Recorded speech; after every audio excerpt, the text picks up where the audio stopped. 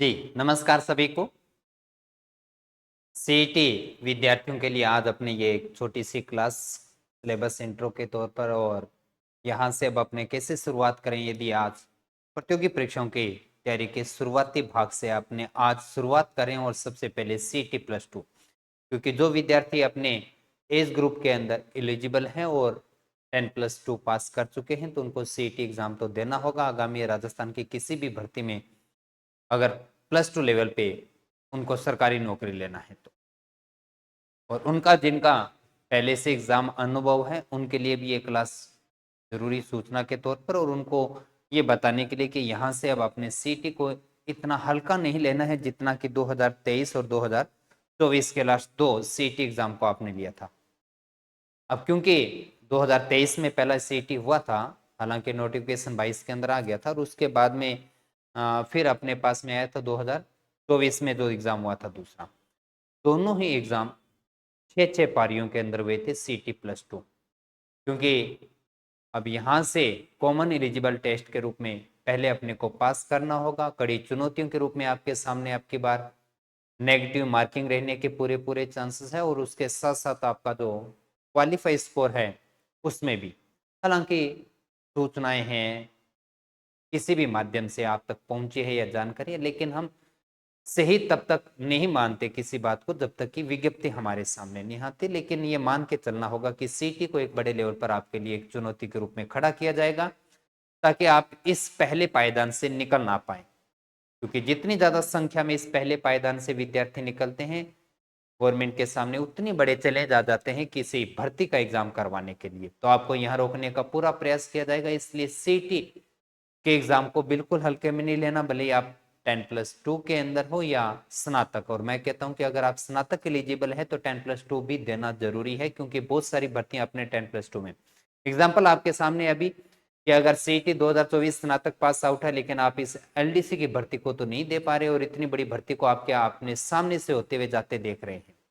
इसलिए प्रत्येक विद्यार्थी को सीईटी 10+2 देना ही है और उसे पास भी करना चाहिए। अब इस पे हम ये देखते हैं कि क्या किस प्रकार से रहता है और उसके अकॉर्डिंग अगर मैं बात करूं तो आपके सामने कुल मिलाकर 150 प्रश्नों में मैथ और रीजनिंग के टोटल मिलाकर 25 क्वेश्चन अपने 2023 के भर्ती एग्जाम में या क्वालिफाई एग्जाम के अंदर रहा था और 2024 में भी। लेकिन उन 25 क्वेश्चनों को 6 पारियों में कैसे रखा गया वो देखते हैं अपने। हालांकि एक समान रखना चाहिए लेकिन ऐसा नहीं है, आंकड़े कम ज्यादा, कभी मैथ का एक आधा क्वेश्चन हटा तो वो रीजनिंग में चला गया, रीजनिंग से हटा तो वो मैथ में आ गया, लेकिन टोटल संख्या 25 बनी रहती है। ये बड़ी अच्छी बात है 23 के अंदर भी और 24 के अंदर भी। और 23 और 24 में जैसा मैंने कहा कि हर एक पेपर को 6 पारियों में अलग अलग हुआ था, एक दिन में 2 पारी, तो 3 दिन लगातार अलग अलग समय पे पेपर हुए। तो 2023 में आप देखेंगे तो 19/6 यानी 19 क्वेश्चन गणित के और 6 क्वेश्चन रीजनिंग के, फिर 19 क्वेश्चन गणित के 6 रीजनिंग के, 18 गणित के 7 रीजनिंग के, 17/8 17/8 और इसी प्रकार से 19/6, यानी अपने कहें कि न्यूनतम संख्या 17 तो क्वेश्चन आ ही रहे थे और अधिकतम 19 क्वेश्चन अपने को देखने को गणित के मिले थे। बाकी के बचे क्वेश्चन 25 में से रीजनिंग के क्वेश्चन आपके सामने। अब जब दूसरी बार 2024 में हुआ तब हमने देखा कि आपके पास में मिनिमम यानी कम से कम गणित के प्रश्नों की संख्या 12। जब 12 क्वेश्चन जब गणित के आते हैं तो वो 13 क्वेश्चन उठ के चले जाएंगे किसमें, रीजनिंग में। इसलिए ये कहा जाएगा कि सीटी को पास करने के लिए आप गणित में एक अच्छी एनर्जी लगाने के साथ साथ रीजनिंग को भी हल्के में नहीं लेंगे, क्योंकि रीजनिंग के क्वेश्चन भी अच्छे आ रहे हैं और उनको भी एक अच्छी प्रैक्टिस के बिना कर पाना संभव नहीं होगा, इसलिए उसका भी अभ्यास करेंगे अच्छे से। तो आपके सामने यहाँ से 15 और ये 10 अपने पास में, यहाँ से 15 और 10, तो इस प्रकार से आपके प्रश्नों की संख्या गणित और रीजनिंग के अंदर कितने कितने क्वेश्चन है वो आपके सामने रखेंगे 23 और 24 के पेपर के अंदर। और अगर मैं बात करूं कि गणित के ये अगर हम यहां से देखते हैं तो 12 से 15 और यहां से देखते हैं तो 17 से 19 के बीच में जो क्वेश्चन आए हैं वो किस सिलेबस पे आए हैं, क्योंकि दोनों ही बार में और अब तीसरी बार गणित के सिलेबस में कोई बदलाव नहीं होंगे, क्योंकि ये तो एक मैसेज आप तक पहुंच ही चुका होगा कि सिलेबस लगभग सेम बना रहेगा। तो इस क्रम के अंदर आप ये देखेंगे कि ये हल्का कहे बड़ा कहे, पर इतना जरूर कहना चाहूंगा कि सिलेबस के पढ़ने से एक बड़ा अच्छा फायदा होगा। वो क्या, कि यदि आप सीईटी के इस +2 के सिलेबस को तैयार कर देते हैं तो इसके बाद में राजस्थान की किसी भी भर्ती के लिए आने वाले पेपर के लिए गणित को अलग से पढ़ने की आवश्यकता है ही नहीं, बल्कि मैं ये कहूंगा कि गणित को छोड़ना ही पड़ेगा, कुछ टॉपिक को पकड़ना नहीं पड़ेगा अलग से। ये एक मैक्सिमम यानी एक बड़े से सिलेबस के साथ आने वाली गणित विषय आपके पास में है यहाँ सीईटी के अंदर। और सीईटी +2 के अंदर आप वैदिक गणित से शुरुआत करते हैं, जिसमें वर्ग, वर्गमूल, घन और घनमूल जैसे टॉपिक के पार्ट अपने करेंगे। पूरी वैदिक गणित नहीं पढ़ना होता है, हमें एलजेब्रा पढ़ना होता है, क्योंकि ये जो सिलेबस आज आप 10+2 सीटी के लिए देख रहे हैं, सीटी के लिए देख रहे हैं, वही सिलेबस पूरा का पूरा अभी वर्तमान भर्ती जो आपके सामने होने जा रही है एलडीसी का सिलेबस है। एक पॉइंट का भी फर्क नहीं है, पूरा का पूरा एलडीसी का। जब आप सीईटी पेपर देते हैं उसे क्वालिफाई कर जाएंगे और उसके बाद में अगर दोबारा एलडीसी की भर्ती अपने को देखने को मिलती है तो यही सिलेबस फिर से रिपीट करना पड़ेगा आपको और इसी का ही रिवीजन करना पड़ेगा। इसलिए कहा जाता है कि सीईटी के अंदर ही अच्छे से पढ़ लीजिए। ये यहां से लेके यहां तक का जो है वो बीजगणित का हिस्सा है, एलजेब्रा का टॉपिक यूनिट आपके पास में। उसके बाद में लघु गणक लॉग टॉपिक आपको पढ़ना होगा। लॉग टॉपिक हुआ, वैदिक हुआ, या कोऑर्डिनेट ज्योमेट्री हुआ, ट्रिग्नोमेट्री हुआ, जन्म मृत्यु सांख्यिकी हुआ और माध्य विचलन, ये एक ऐसे सामान्य टॉपिक है जो आपको सिर्फ और सिर्फ सीटी के एग्जाम में ही देखने को मिलते हैं या आपको एलडीसी में। इसके अलावा किसी और प्रतियोगी परीक्षाओं में इन टॉपिक को नहीं पढ़ा जाता। ये जो है आपका पूरा का पूरा त्रिकोणमिति, यहां से जैसे हमने कहा कि माध्य विचलन, जन्म मृत्यु सांख्यिकी सूचकांक, यहां से हमने देखा कि लघु गणक, और यहां से हमने देखा तो वैदिक गणित। ये ऐसे टॉपिक है। और इसके साथ साथ यहां से देखिएगा निर्देशांक जो ज्यामिति, कोऑर्डिनेट ज्योमेट्री, ये इतने जो मैंने अंडरलाइन किया है ये भाग केवल और केवल हमें राजस्थान की दो भर्तियों में, भर्ती तो सॉरी एक ही कहेंगे, वो है एलडीसी और दूसरा कॉमन एलिजिबल टेस्ट यानी सीईटी के अंदर ही देखने को मिलता है। इसके अलावा किसी भी और प्रतियोगी परीक्षाओं के अंदर ये वो टॉपिक जो जिसको अंडरलाइन किया नहीं देखने को मिलेगा और ना ही हमें पढ़ना पड़ता है।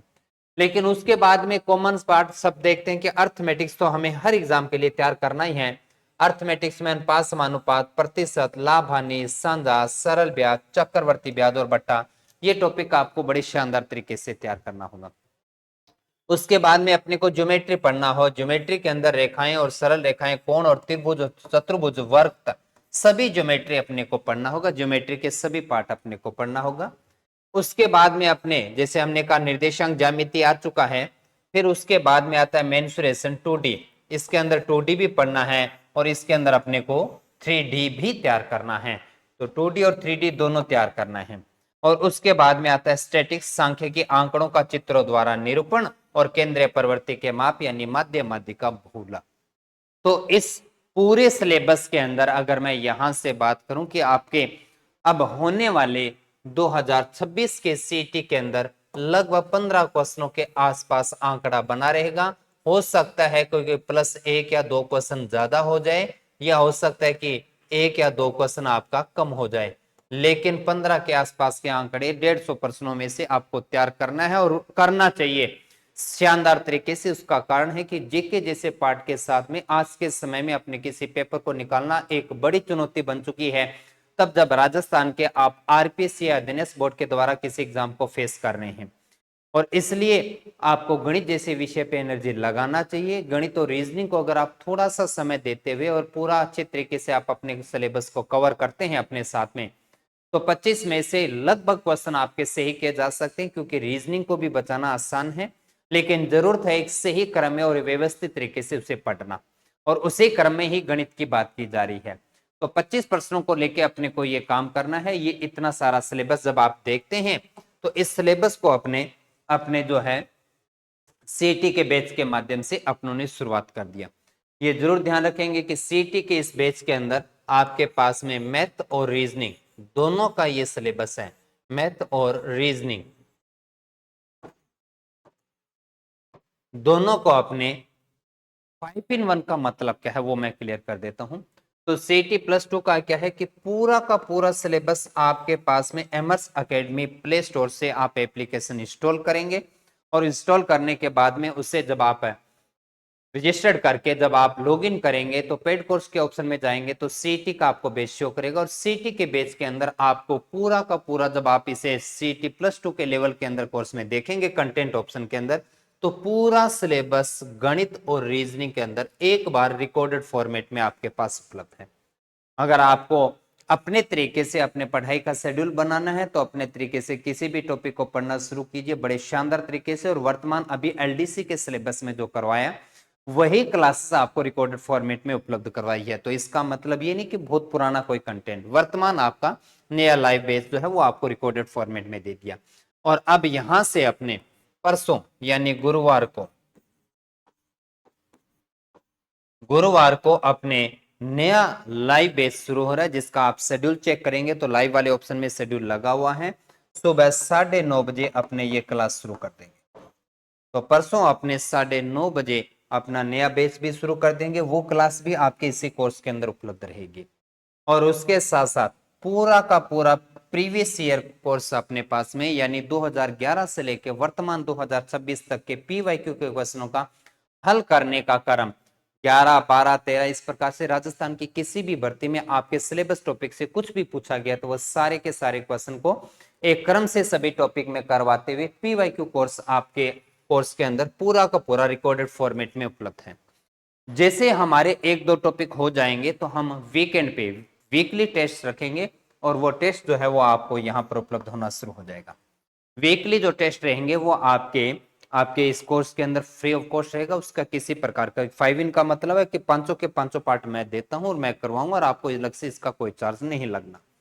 और उसके बाद में जब एग्जाम के लिए फाइनल अपने पास में 1 से 1.5 माह का समय रहेगा तब अपने इसका रिवीजन करेंगे, तब अपने इसका करेंगे रिवीजन। और रिवीजन जिसको हम बोलते हैं क्रैश कोर्स, यानी एक टॉपिक एक दिन में खत्म करते हुए बहुत कम समय के अंदर जितना आपने पढ़ा है उसे पूरा का पूरा रिवाइज करते हैं, जिसको हम क्रैश कोर्स।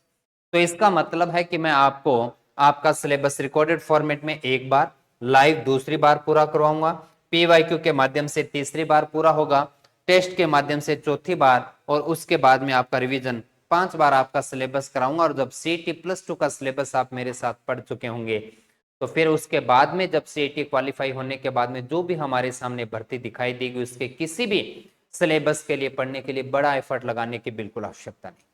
और ये पूरा का पूरा कंटेंट अपने अब तक के जो कि एलडीसी, और जैसा मैंने कहा कि एलडीसी और सीटी +2 दोनों का सिलेबस एक जैसा है। और इतने ज्यादा टॉपिक अगर हम बहुत अच्छी क्वांटिटी के प्रैक्टिस प्रश्नों के साथ देते हैं तो किसी एक बुक में रखना एक बहुत बड़ा चैलेंज हो जाता है। उस क्रम में आपको या तो थ्योरेटिकल पोर्शन या क्वेश्चनों की प्रैक्टिस या पीवाईक्यू के कंटेंट को छंटनी करनी पड़ती है और छोटा करना पड़ता है। लेकिन इसमें मैं कंजूसी किसी प्रकार से कर नहीं पाया। आपका पूरा थ्योरेटिकल पोर्शन, बहुत सारे मैक्सिमम पीवाईक्यू, एमसीक्यू और सारे के सारे पीवाईक्यू क्वेश्चनों के साथ में आपके लिए मैंने 3 किताबें उपलब्ध करवाई है। लेकिन ये मत सोचिएगा कि गणित की 3 किताबें, वो भी सीटी के लिए। पर मैं ये कहना चाहूंगा कि ये जो 3 किताबें हैं, ये वॉल्यूम फर्स्ट अपने पास में, ये वॉल्यूम अपने पास में सेकंड, और इसी क्रम में वॉल्यूम नंबर 3 अपने पास में। तो ये तीनों किताबें ये केवल सीटी के लिए नहीं है। इन 3 किताबों को पढ़ने के बाद में ये मान के चले कि सीटी बेस पे आगे जो भी आपका एग्जाम होगा, जो नौकरी लगाने के काम आएगा अपने एग्जाम और सीधा सीधा नौकरी देगा आपको, तो उनमें केवल और केवल इन्हीं किताबों का दोबारा से रिवाइज ही करना है, अलग से कुछ नहीं पढ़ना है। तो मतलब सीटी +2 लेवल पर आप अपने क्वालिफाई एग्जाम यानी कॉमन एलिजिबल टेस्ट से लेके उस पे आने वाली भर्ती के नौकरी लगने वाले एग्जाम तक जब तक आप गणित पढ़ेंगे केवल और केवल इन तीनों किताबों को ही पढ़ना है। ये तीनों किताबें मार्केट में कहीं उपलब्ध नहीं है, केवल और केवल एमर्स एकेडमी के प्लेटफॉर्म पर उपलब्ध है। आप इसे ऑनलाइन ऑर्डर कर सकते हैं। जैसे आप ऑर्डर करते हैं आपके नेक्स्ट डे 24 से 48 घंटे के अंदर आपकी बुक शिप कर दी जाती है। शिपिंग करते समय जैसे ही आपके पास में इंडियन पोस्ट के माध्यम से बुक पार्सल पैक होता है, आपके दिए गए एड्रेस के मोबाइल नंबर पर टेक्स्ट माध्यम से आपका जो है ट्रैकिंग आईडी मिलता है। यदि नहीं मिलता है तो हेल्पलाइन नंबर के माध्यम से आप ले सकते हैं। और इंडियन पोस्ट जो एक अच्छी सर्विस आज के समय में दे रहा है, 3 से 4 दिन में आपके होम एड्रेस बिल्कुल ग्रामीण स्तर पे या ढाणी पे रहने वाले तक विद्यार्थी के पास में पहुंचती है। तो इस प्रकार से ये अपना बड़ा अच्छा सा एक प्लानिंग अपनों लेके चले हैं। और जैसा इसके कहा कि इसकी शुरुआत अपने परसों से कर देंगे, लेकिन आप आज से ही जुड़ना शुरू कीजिए क्योंकि सिलेबस पूरा करवाया हुआ है। आप अपने शेड्यूल से पढ़ना चाहते हैं तो रिकॉर्डेड क्लासेस को पढ़ना शुरू कर दीजिए, और अगर आप मेरे साथ प्रतिदिन लाइव रहते पढ़ना चाहते हैं, आप अपने डाउट डिस्कशन करना चाहते हैं, आप अपनी क्वेरी किसी प्रकार के रखते हैं तो वो भी सामने रखते हैं, और लाइव शेड्यूल में आप अच्छा लगता है आपको पढ़ना, तो फिर परसों से 9:30 बजे से आप मेरे साथ पढ़ना शुरू करेंगे, और तब तक आप इस कोर्स के अंदर अपने एनरोल कर चुके होंगे। तो उम्मीद करते हैं कि आपके लिए ये छोटा सा जो मैंने समय लिया वो हेल्पफुल रहेगा। लेकिन CET+2 के लिए अंतिम निष्कर्ष ये कहता है कि इन 25 प्रश्नों को हल्के में मत लीजिए, क्योंकि ये 25 क्वेश्चन आपके इसको एग्जाम को क्वालिफाई करने में एक बहुत बड़ा रोल रखता है। गणित और रीजनिंग दोनों को मेरी तरफ से बहुत अच्छे से करवाया जा चुका है, और बहुत अच्छे से और करवाया जाएगा। तो आज इतना ही, धन्यवाद।